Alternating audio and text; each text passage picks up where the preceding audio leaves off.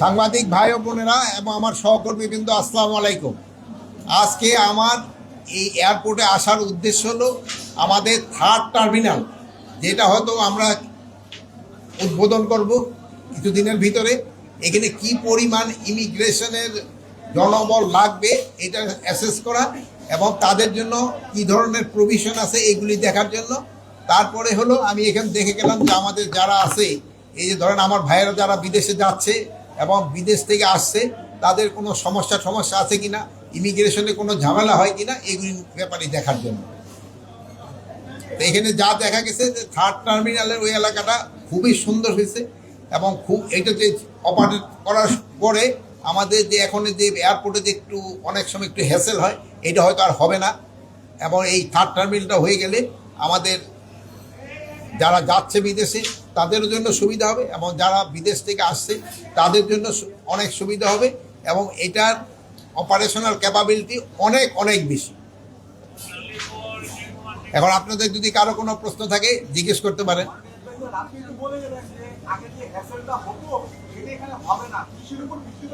এটা আমি ওইটার ভিত্তি করে ওই এলাকাটা দেখার পরে, ওইটার যে প্রভিশনগুলি আছে ওইগুলি দেখার পরে অ্যাকচুয়াল ডেট আমি বলতে পারবো না। এটা আমার মিনিস্ট্রির আন্ডারে না, এটা ওই সিভিল এভিয়েশন মিনিস্ট্রি যারা আছে তারা ডিসাইড করবে। আমি দেখে আসলাম যে এটার অগ্রগতি 99.88% কাজ হয়ে গেছে।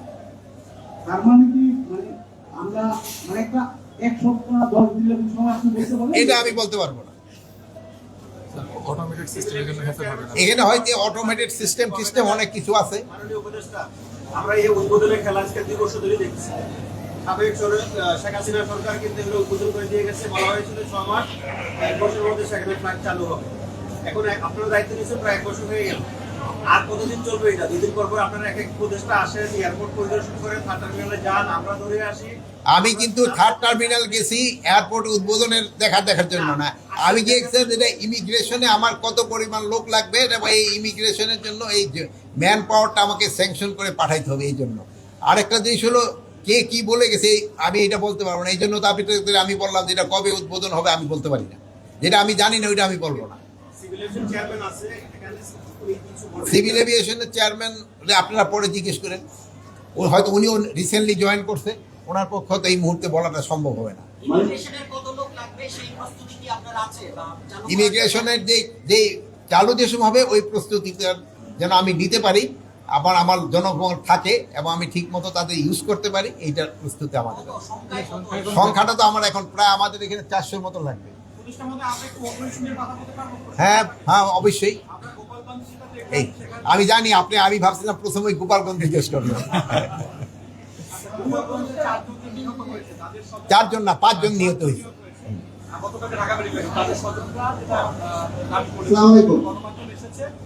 সেখানে একটি প্রশ্ন যে তাদেরকে ময়নাতদন্ত করতে দেওয়া হয় নাই, বিভিন্ন রকম ভাবে তাদেরকে চাপ প্রয়োগ করা দেওয়া হয়েছে। শোনেন, আমি এই জন্য প্রথম আপনাদের আমি একটা ধন্যবাদ দেই যে ওখানে এই পুরা ঘটনাটা যারা লাইভ করছে, আমি এই জন্য যারা লাইভ করছে এবং জীবন বাজি রেখে যারা লাইভ করছে সেই সাংবাদিক ভাই এবং বোনদের আমি আমার অন্তঃস্থল থেকে ধন্যবাদ জানাই। যেহেতু আপনারা এটা লাইভ করছেন যারা, তাদের মনে হয় এই ধরনের প্রশ্নগুলি থাকবে না। আর যারা লাইভ করে না, ওই জায়গায় ছিলেন না, তাদের বহু ধরনের প্রশ্ন হয়।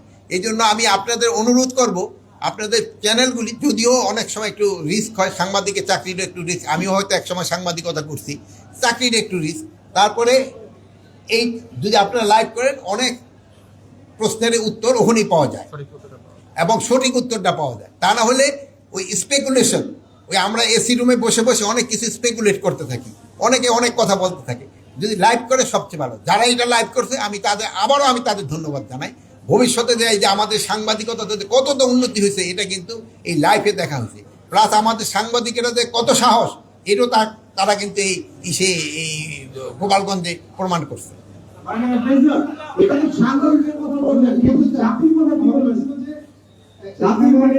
সাধারণ মানুষ যারা ওখানে ছিল না তারা তো বিষয়ে জানতে চায়।